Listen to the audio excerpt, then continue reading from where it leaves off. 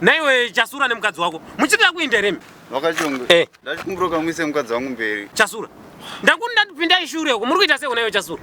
Ari kunzwa zino plus ani pamwiri. Kumashira akuiti. Iwe munaona minister wa. Minister akagara apa. Unondiise mukadzi wako mberi we. Ndomisa mberi pa iwe. Urani mukadzi wako ndimise mberi pa. Wakachonge ndati moise mberi. Shure vanokuwara nemwando uriko. Iwe Chasura nemukadzi wako shure. Urikuwa. Chasura nemukadzi wako shure uko. Kwete kuti unakuya uchipinda muno ne minister. Zvinoita izvo kuti uone ko uri muno mukati muno. Onai mai Chasura.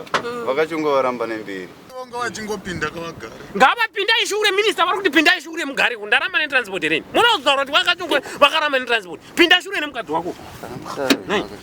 Pinda ishure nemukadzi wako. Ndokuti kwai uda kundiise mukadzi wako mberi papi. Pinda kumashure kune mukadzi wako. Nei, minister. Vanoona kuti kwai vafamba vachishatisa zara remaminister. Kuti maminister akaramba unagara uda kuti mukadzi wako ugare mberi nekorona inoyi. Zvagwara zvafana.